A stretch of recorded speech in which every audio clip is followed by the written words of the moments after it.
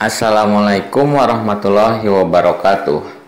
Tepang dangu deui sareng sim kuring Mang Oleh dina dongeng Sunda anu saperti biasana kuring bakal neraskeun hanca nu katunda nu dinten kamari. Danget ayeuna sim kuring bade ngadongengkeun deui anu janten judul Eca Satria Paguron Percaprakan ti Lembur Bojong Cicir episode ke-13. Mugi-mugi dongeng danget ayeuna janten panghibur kana kalbu oge pangbebenah kana manah kanu nuju ngarendapan kasusah didoakeun sing mugi kapayuna kenging kabagjaan. Yuk pemirsa, supados teu nyangkolong teuing kana waktos, hayu urang dangukeun sasarengan kumaha ngeunaan si Eca episode ke-13 teh. Yuk mangga. Di papatahan kawas kitu kulanceukna anu geus ngabelot janten di kelompok musuhna si Jaya Sampurna teh ngadon seuri tur ngomong ka lanceukna si Subrata.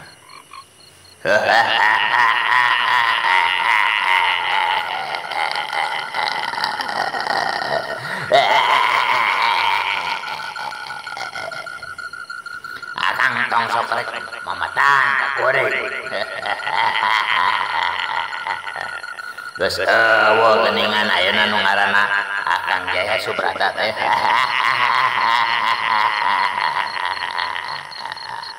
So, daripada pusing ayeuna mah hayu urang galungan. Dieu. Kitu pok-pokan si Jaya Sampurna nu ngadon nantang ka lanceukna. Jaya Subrata anu saenyana mah embung ngaladenan adina teh antukna mah nyanggupan kana tantangan adina. Sok hayu urang tangtukeun di dieu. Lamun ai eleh ku Akang, ai entong rek wani-wani datang deui ka lembur ieu, boh kitu oge datang ka paguron ieu rek ngarusak ketentraman di dieu. Tapi lamun Akang eleh, sok bebas. Ai bisi rek nandasa Akang mah. Kumaha ai we.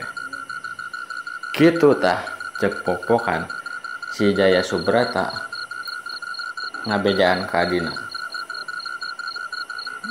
Dia omongan kawas gitu si Jaya Sampurna teh ngadon seuri deui tuluy pok ngomong,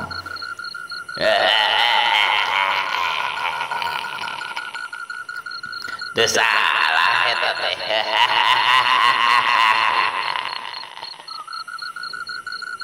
Akang ngomong kitu.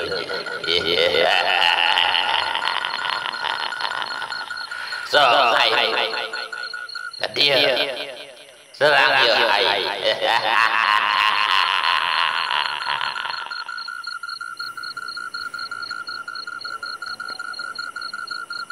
ngadengi adina ngadon ngomong kawas kitu deui eta mah Jaya Subrata teh tungtungna manehna masang kuda-kuda jang ngalawan adina si Jaya Sampurna. Tapi dah bener Jaya Subrata teh henteu pati serius kusabab anu rek dilawanan ku manehna danget ayeuna teh yen adina keneh si Jaya Sampurna. Jaya Subrata pasang kuda-kuda tuluy bari ngangkat leungeun meureupeun leungeun bari panonna mah mencrong ka adina. Teu kungsi lila kaluar pupurilakan tina leungeun katuh si Jaya Subrata teh. tas gitu Jaya Subrata leungit tina paneuteub adina si Jaya Sampurna. Nyaho geus aya di tukangeun si Jaya Sampurna. Eta mah Jaya Sampurna anu encan masang kuda-kuda ruas kusabab lanceukna si Jaya Subrata nyawa-nyawa aya tukangeunna. Eta mah bener teu sempet si Jaya Sampurna jang ngagilek ngahindar tina serangan lanceukna. Jaya Subrata kaburu neunggel kana tonggong si Jaya Sampurna. Hiat jedak eta mah tonggong si Jaya Sampurna kateunggel ku si Jaya Subrata.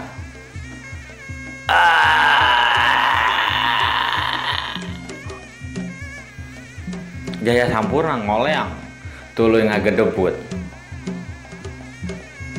Jaya Subrata anu nyerangkeun tadi tenggeulana teh reuas, tapi da kumaha deui manehna sanajan aya dina posisi keur unggul tina serangan nu mimiti, manehna masih aya rasanya ka adina.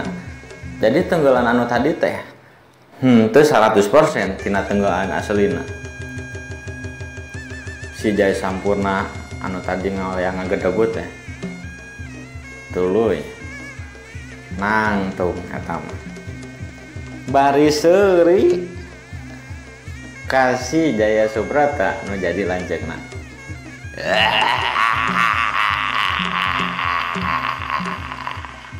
Pura-pura eta mah tadi Kang.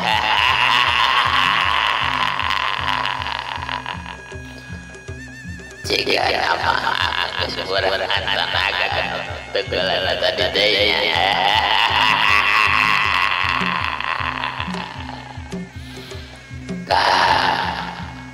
Serius mas serius we.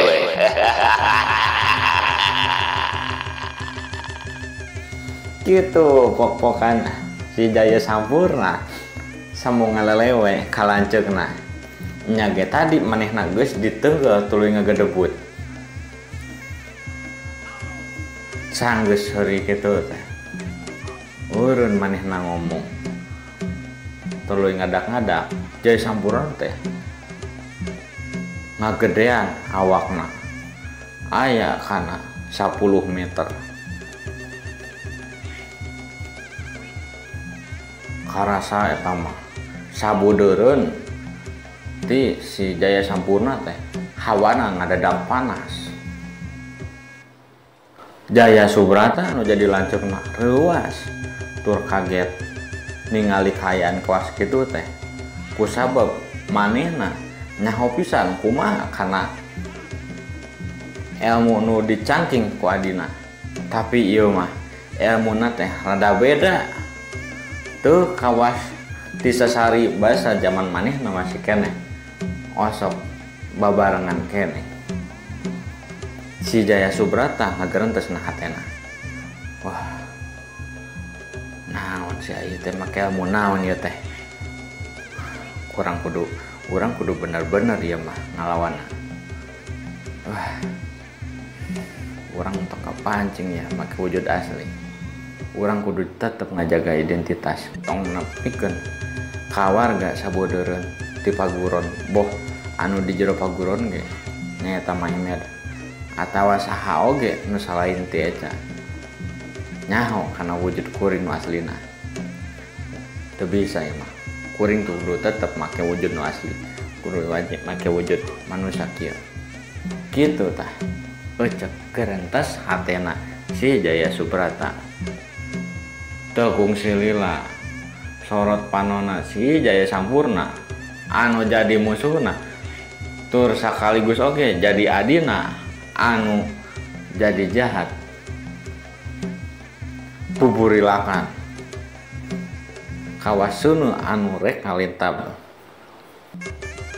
eta mah sanggeus kitu gajleng si Jaya Sampurna teh ngagajleng ke arah Jaya Subrata bari najongkeun sukuna anu sakitu gedena tur sakitu karasa panasna plos eta mah tajonganna teh teu keuna kaburu si Jaya Subrata teh ngagilek ngahindar tina serangan eta can ge kasebut sukses tina ngagilek tina serangan adina suku si Jaya Subrata teh kaburu dicekel ku leungeun kenca si Jaya Sampurna antuk nama ruas si Jaya Subrata teh ku sawab sukuna dicekel ku wujud asli adina tas gitu Jaya Subrata nejehkeun sukuna karena leungeun kencana si Jaya Sampurna tapi angger ku sababeda ukuran eta tajongan teh henteu karasa ku Jaya Sampurna saprang geus ditejehan aya kana 3-4 kalina si Jaya Subrata teh dibantingkeun kana taneuh ku tanaga nu sakitu rosana jedak 3 kali jedak eta mah si Jaya Subrata kaluar getih tina bibirna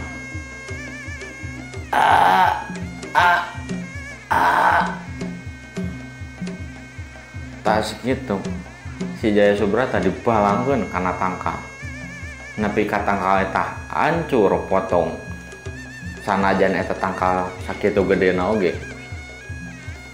brak bruk eta mah ngagedebut si Jaya Subrata sanggeus dibalangkeun kana tangkal teh tuluy ngagedebut kana taneuh pas di pipireun imah anu jadi paguron si Eca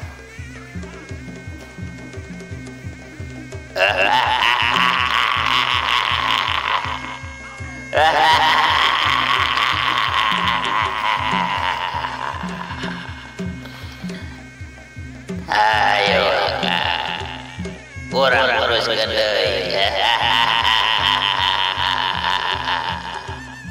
make wujud asli atuh